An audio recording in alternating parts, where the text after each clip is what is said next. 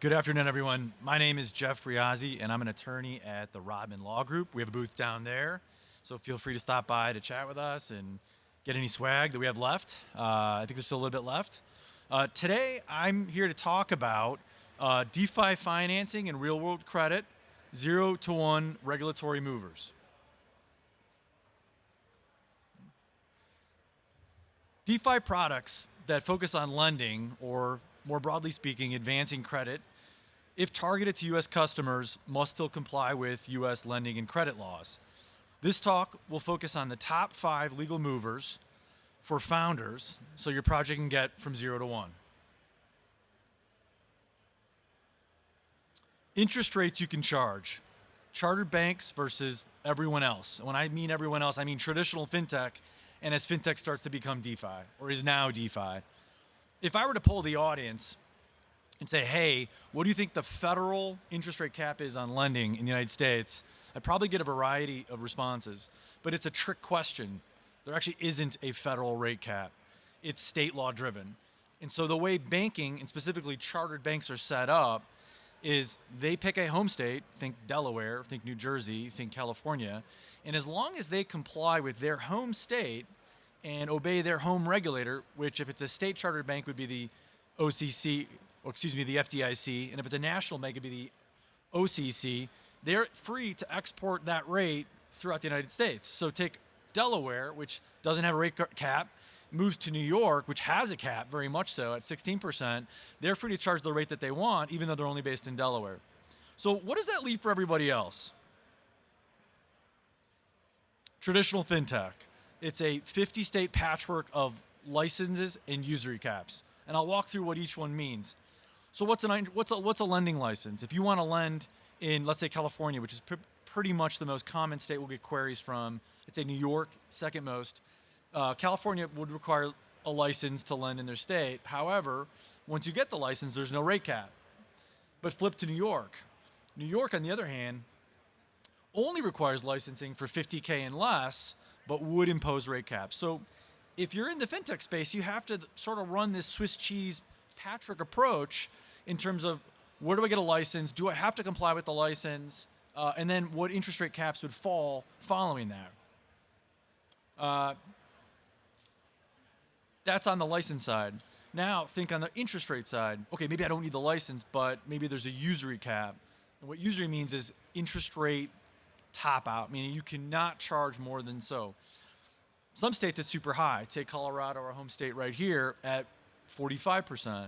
Some states it's low, say New York 16%, which for alternative credit products could actually be a challenge. So you're probably thinking, okay, well, maybe I'll come up with a lending protocol and I'll just dodge it or I'll push the envelope on it. Well, maybe you'll get a slap on the wrist, maybe you won't.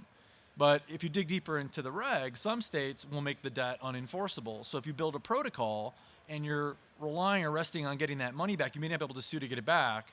Some states, and there's 8 of them, including New York, actually make exceeding the interest rate cap penal, meaning you're looking at jail time. So it can get pretty serious, right? 3, state versus federal. So I just mentioned earlier that there is no federal interest rate cap, right? So then where does the federal law come into play? Well, federal law is largely a yes, but system. So while the states say, nope, you need to get a license, or nope, you can't charge more than this, feds say, sure, you can go ahead and do it if you ... And that's where you get into the whole suite of federal regulations. And so from a lending perspective, think I'm sure you've heard of the Equal Credit Opportunity Act. Obviously, most people I would hope don't make racially or religiously biased decisions, but you do have to actually send what's called a no action letter if you decline someone. And that gets a little more dicey in terms of the reasons you say no, and it layers into your protocol.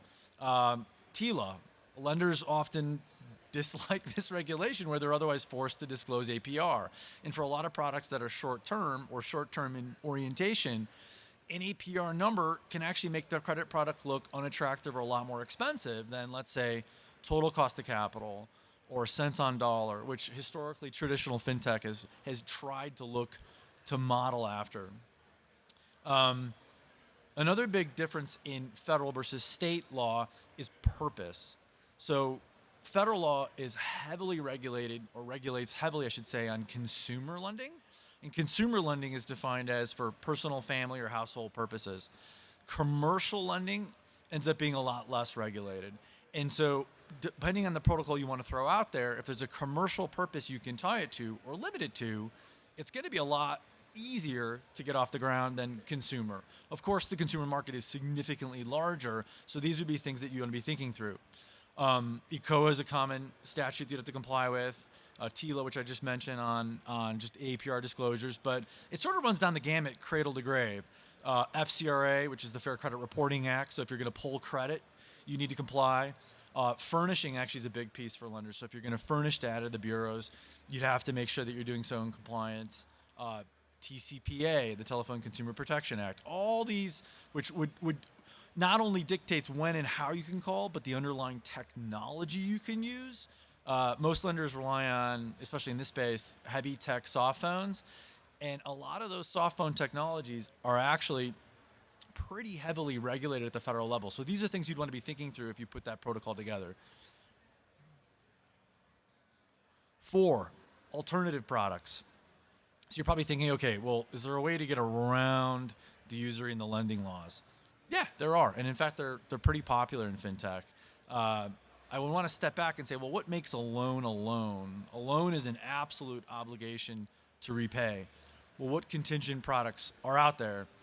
You've probably heard of factoring. You may have heard of merchant cash advances. You may have heard of income share agreements. You may have heard of litigation finance, which is a little bit more bespoke. But here, the feature of the product is conditional on success or conditional on revenue. And I'll take you through like merchant cash advance and income share real fast. On a merchant cash advance, let's call it lender is funding a business, but instead of lending it money, it's betting a percentage of its future bank revenues, right? So very popular in the e-commerce space. And this does translate over to DeFi fairly well, where you're buying a percent and you're gambling on that business's success. So the underwriting here ends up becoming super key. But the timing of the repayments can fluctuate a lot. So you may get back, if you're going to buy, let's say 10 or 20% or 30% of the revenues as they come in, you may have ups and downs, but because it's contingent on the business success and contingent on cash flows, you aren't subject to the lending laws, let alone the usury caps. So for a lot of, I would say, getting out there lending organizations, or I say financing organizations, it's a great place to test out a proof of concept business. It's a great way to get the business off the ground. And then to the extent you're looking to scale, maybe you then look to launch or mature into a more formal lending product. Another one in the consumer space is the income share agreement. This is super popular in student lending, but it actually applies into basically any form of consumer lending where you're funding someone, but you're taking a percentage of their income, provided that they actually have a job, and they're allowed to call in and say, hey, I don't have a job, I can't pay. But generally, most people want to pay and do the right thing, so you're contingent again on their income production, which in this case is going to be their wages versus cash flows. 5, what's best for your project? Unit in portfolio economics, drive, legal strategy.